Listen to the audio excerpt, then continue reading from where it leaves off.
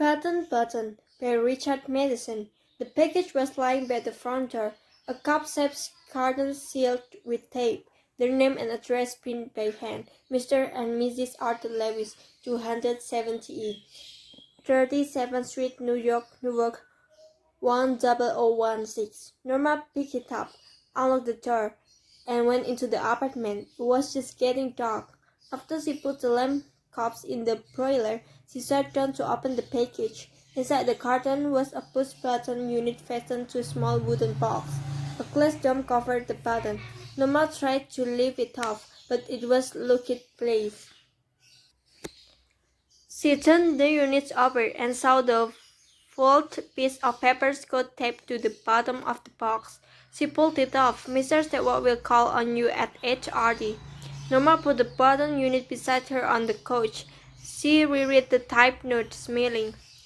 A few moments later, she went back into the kitchen to make the salad. The doorbell rang at 8 o'clock. I'll get it, Norma called from the kitchen.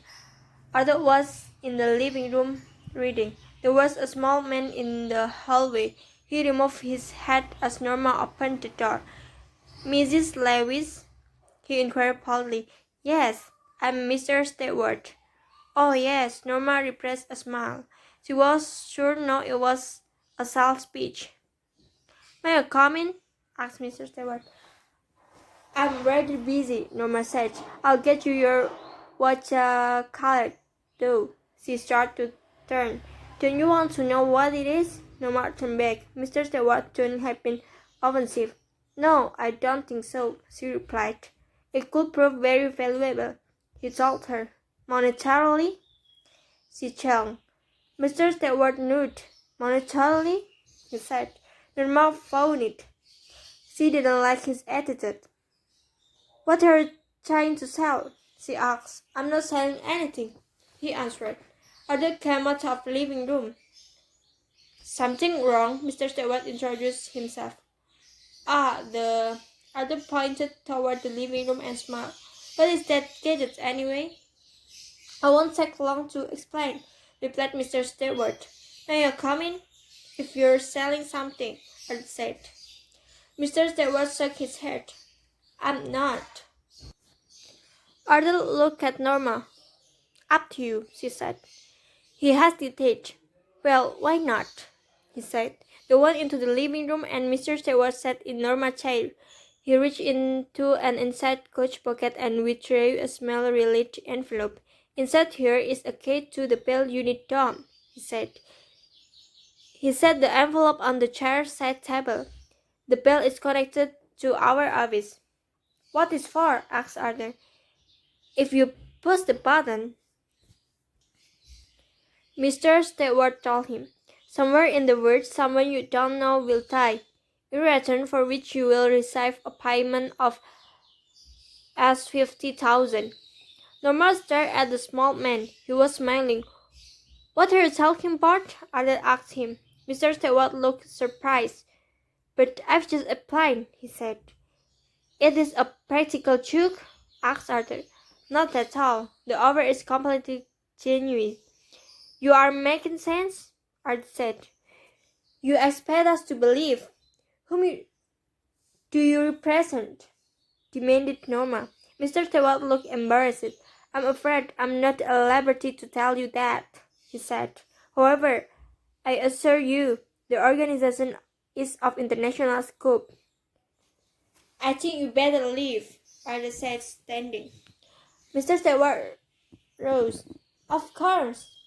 And take your button unit with you. Are you sure you wouldn't care to think about it for a day or so? Arthur picked up the button unit and the envelope and thrust them into Mr. Stewart's hands. He walked into the hall and pulled open the door. I leave my card, said Mr. Stewart. He placed it on the table by the door. When he was gone, Arthur tore it in half and tossed the pieces onto the table. Norma was still sitting on the sofa. What do you think it was? She asked. I don't care to know, he answered. She tried to smile but couldn't. Aren't you curious at all? No, He shook his head. After Arthur returned to his books, Norma went back to the kitchen and finished washing the dishes. Why won't you talk about it? Norma asked. Arthur as he brushed his teeth. He looked at his reflection in the bathroom mirror. Doesn't it interest you? It troubled me, Arthur said. I know, but Norma rolled another color in her hair. Doesn't it interest you too? You think it's a practical joke? She asked as they went into the bathroom. If it's a 6-1. Norma sat on her bed and took off her slippers.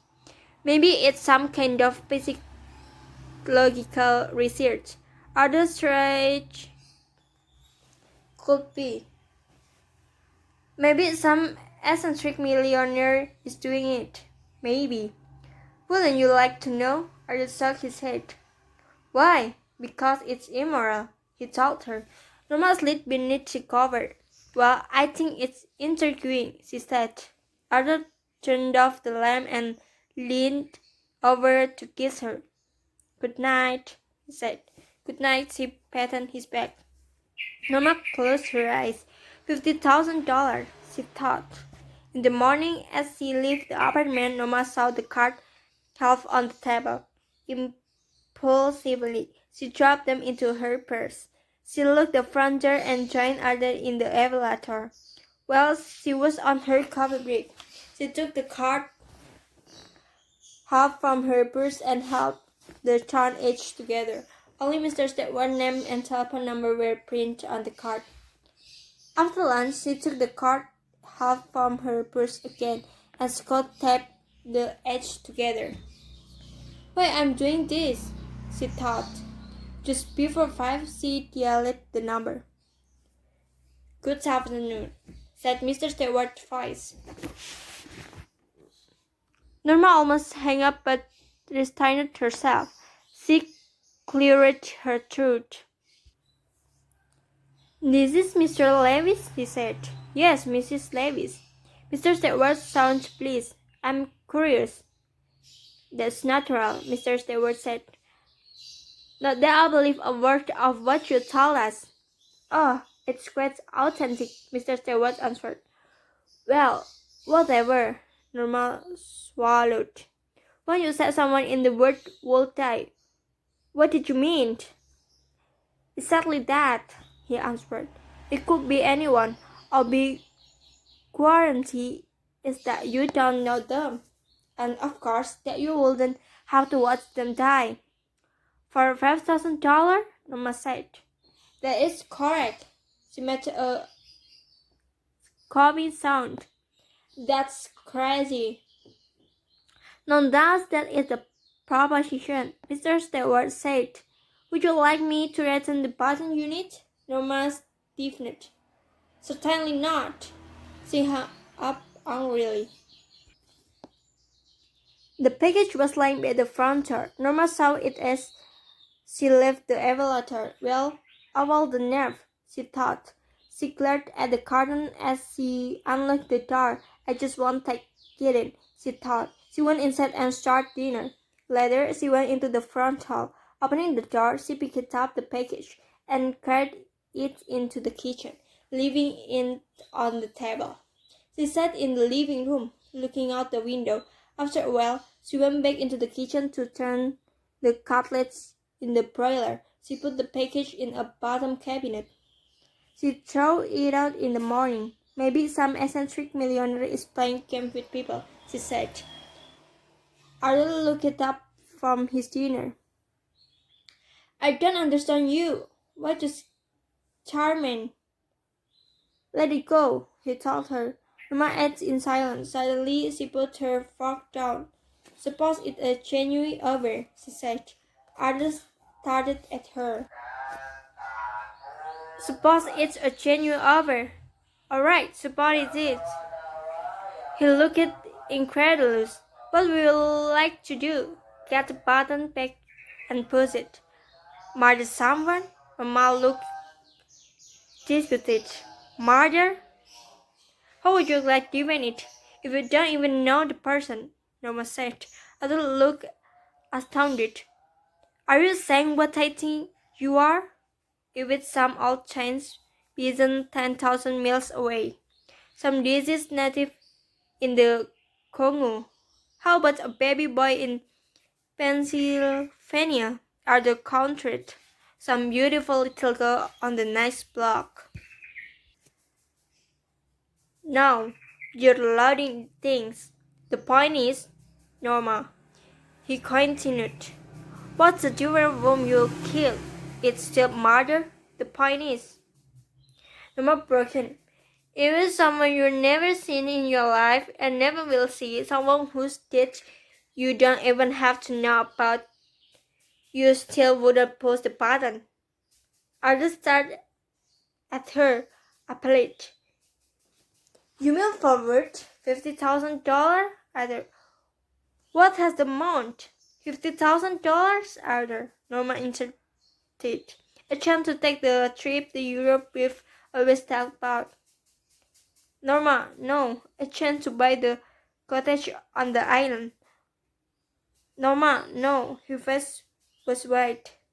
She thundered. All right, take it easy, she said. Why are you getting so upset? It's only talk.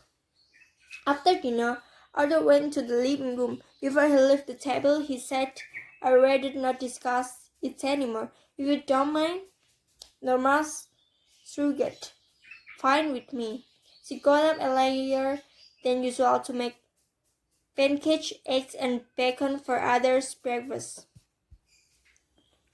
What's the occasion? He asked with a smile. No occasion. Norma looked over. I want to do it, that's all. Good, he said. I'm glad you did. She refilled his cup. Wanted to show you I'm not. She shrugged. Not what?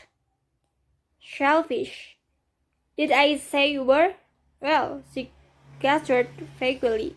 Last night, Arthur didn't speak. All the talk about the button, Norma said. I think you well misunderstood me. On what that? In what way? His voice was guarded. I think you feel. She gathered again that I was only thinking of myself. I wasn't, Norma. Well, I wasn't. When I thought about Europe, a cottage on the island, Norma, why are we getting involved in this? I'm not involved at all. She drew in a second breath. I'm simply trying to indicate that. What? That I'd like for us to go to Europe, like for us to have a cottage on the island, like for us to have a nicer apartment, nicer furniture, nicer clothes, a car, like for us to finally have a baby for that matter. Norma, we will, he said. When? He stared at her in dismay. Norma, when? Are you? He seemed to draw back slightly. Are you really saying? I'm saying that they're probably doing it for some research project. She cut him off. That they want to know what average people would do under such a circumstance. That they're just saying someone would die in order to study reaction, see if there's big gods. Absolutely whatever. You don't think that will somebody do you? Arthur didn't answer. She saw his hands trembling. After a while, he got up and left. When he'd gone to work, Norma remained at the table, staring into her coffee. I'm going to be late, she thought. She shrugged. What difference did it make? She should be home. Anyway, not working in an office. Well, she was taking this. She turned abruptly, dried her hands, and took the package from the bottom cabinet. Opening it, she set the button unit on the table. She stared at it for a long time before taking the key from its envelope and removing the glass dome. She started at the button. How ridiculous, she thought. All this power over a meaningless button. Reaching out, she pressed it down. For us, she thought angrily. She shuddered. What was it happening? A chill of horror swept across her. In a moment it had passed, she made a contemptuous noise. Ridiculous, she thought, to get so worked up over nothing. She threw the button unit down and key into the waste basket and hurried to dress for work. She had just turned over the super stick when the telephone rang. She picked up the receiver. Hello, Mrs. Lewis? Yes, this is the Lennox Hill Hospital. She felt unreal as the voice informed her of the subway accident. The showing crowd, other pushed from the platform in front of the train. She was conscious of taking her help but couldn't stop. As she hung up, she remembered other life insurance policy for $25,000. We doubled it damaged to four. No, she couldn't seem to breathe. She strangled to her feet and walked into the kitchen numbly. Something could breathe at her skull as she removed the button unit from the wastebasket. There were no nails or screw visible. She couldn't see how it was put together. Abruptly, she began to smash it on the sink edge, pounding it harder and harder until the wood split. She pulled the sides apart, cutting her finger without noticing. There were no transistors in the box, no wires or tubes. The box was empty. She whirled with a gasp as the telephone rang. Stumbling into the living room, she picked up the receiver. Mrs. Lewis, Mr. Stewart asked. It wasn't her voice shrieking so. It couldn't be. No, said I would know the one that died. My dear lady, Mr. Stewart said, do you really think you knew your husband?